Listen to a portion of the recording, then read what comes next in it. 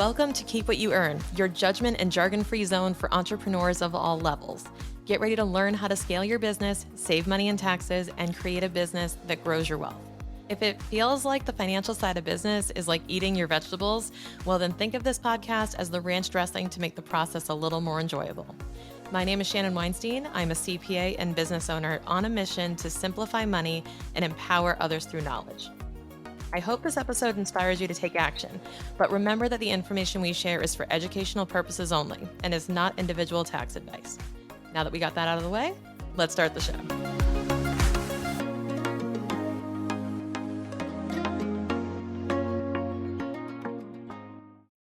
So I had a talk with a client recently around their cash flow. We were looking to maximize cash inflow because we felt like cash outflows were really not that controllable. And I know you can relate to this where what you're spending, it's like, Shan, I can't spend any less without sacrificing client experience or sacrificing the quality of the work or without hiring top talent. And I understand that. So when we were focusing on, okay, how do we maximize cash inflow in order to offset this to get the cash flow back on track, we were talking about, okay, how could we generate more cash? And as we were brainstorming, we were talking about, okay, price increase is not on the table. Let's throw price increase out the window. And yes, that is a very valid strategy. However, if you're just going to solve for cash inflow issues by increasing price, there's only so far you can go with that because the market won't tolerate past a certain point in your price. So we wanted to find other ways to maximize cash flow so that increasing price didn't become the one solution, the one medicine to the ailment, right? We wanted to come up with other solutions. So we were brainstorming and I was like, okay, we came up with really three core ways that you could maximize cash inflow. Now, this particular client has inventory. It's a product business. So these may or may not apply to you, but I want you to start thinking creatively around these different strategies. So we're going to go through three ways that you can generate cash in your business today without raising your price. Number one, now there's this thing called accounts receivable. That's the fancy jargon term, but what it really means is stuff people owe you. So work that you've done, bills you haven't collected for, things that are out there in limbo, unpaid invoices that you've sent out. If you're giving your customers 30 days to pay you, 60 days to pay you, God forbid 90, right? If you're giving customers a long time to pay you, incentivize them to accelerate those payments. So if you need to inject more cash into your business now, what I would suggest doing is looking at, hey, are there customers who owe me money or are we on a contract for, let's say, a payment plan where I have customers who are going to be paying me over the next 6 months? Can I incentivize them right now to pay for their next 6 months at a slight discount, right? Maybe it's pay me for the next 6 months. I'll give you 1 month free if you pay me right now. And there's nothing wrong with doing that. It's always worth asking. But how can you accelerate your receivables and bring that money in that's owed to you today and give yourself control of that money? So, whether you have outstanding invoices or not, think about that. Does anyone owe you any money? And can you give them an incentive to pay you sooner rather than later? Number two, if you have inventory, if you have excess inventory, if you have anything that you are capable of selling, I would sell your excess inventory. And yes, you may get and probably will get less than what you paid for it.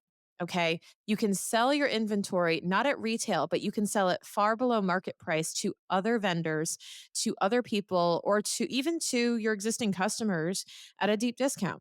You could offer kind of a flash sale. You could offer some type of, bonus. You could do giveaways with the inventory. If they purchase something, you're going to give them as free gifts, right? So you can drive sales using your excess inventory by including, say, a grab bag of some of your excess old inventory if people purchase over X dollars of product. You can also, if you have an engaged audience who do that, who will buy from that, that's perfect because you'll be able to generate income and be able to sell off some of the excess inventory. But what you have to do is make sure this will make financial sense for you. So you're not just giving your inventory away.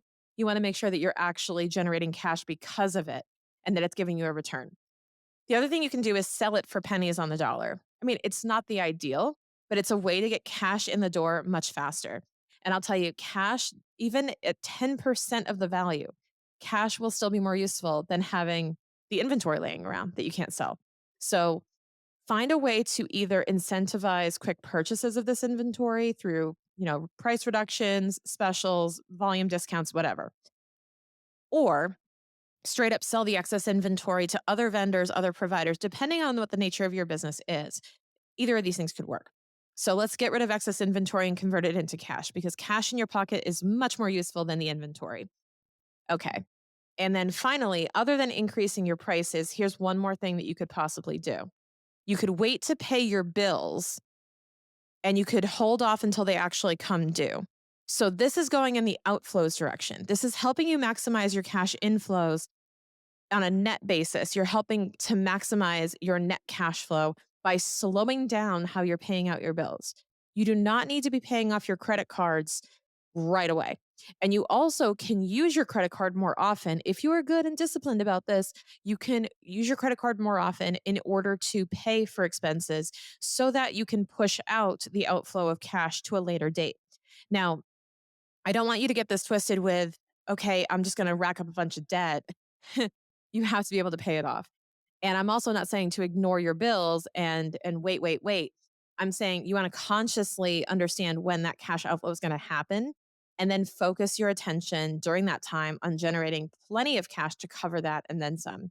So refocusing from being able to cover your day-to-day costs and carrying a zero credit card balance, instead pay off your credit card balance by all means. Interest rates are insane. But I'm saying wait until the bill comes. Wait until the bill comes due. I don't advise most business owners to just go in and pay off their credit card bill every week. I don't think that's wise from a cash flow standpoint because it's not doing you any favors unless there's some type of incentive for you on the credit card company side. And then I'll add one more bonus tip for you that if you're trying to generate more cash, but you don't want to increase your prices or you're just having trouble with sales, I want you to also get creative around other sources of revenue that are more passive. Now, we talk about passive income a lot right now. There's a lot of this chat about like, oh, yeah, like Shan's going to say release a course or release this. No, I'm not. I'm going to say, I'm going to ask you, who do you currently partner with? Or what software systems, tools, services do you currently use that offer some type of revenue share option? And this is very common for accountants, actually. We get revenue share from things like payroll companies and, banking platforms and payment systems. Like we can get revenue share for recommending these different platforms. And full disclosure, I always tell my clients if I am enrolled in some type of revenue share plan, even though I love the products, I also get paid by them to recommend them.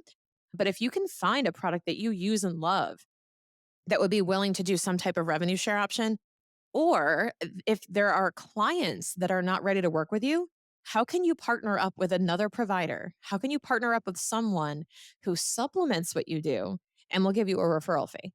Like, how could you actually get paid for not taking on a client? Wouldn't that be a cool idea? You don't do any of the work, you get the lead. The lead isn't a great qualified lead for you, but it could be for somebody else who's really looking for it. And maybe they're willing to pay you for that lead. So you could have an entire income stream of actually handing off leads to someone who does something different. As opposed to creating a whole new offer for that person, maybe what you do is you find the person who's already offering that and partner with them. It's actually a really good option. It's a really faster way to get cash in the door because you don't have to actually build the system to offer the thing, the service or the product. So that's another thing to think about. So, other than increasing price, there are all these different things that you can do in order to generate more cash flow in your business and help build it. Now, if you want to learn how to measure and maximize your cash flow, we've done several episodes on this, but I do go over this in my Endless Cash course. If you want a copy of the Endless Cash course, it's only $59. We're going to put a link in the show notes. You can also download my cash flow forecast template completely for free. So grab those links in the show notes if you want to explore more on how to build your own cash flow in your business.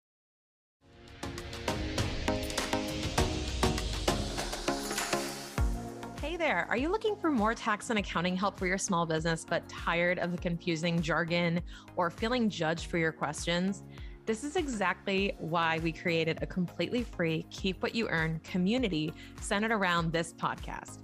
This community is a space to ask questions, hop on our monthly connection calls, and explore more information about our episodes and our guests. click on the link in the show notes to join us in this month's call to chat with me and our other guest experts. See you there.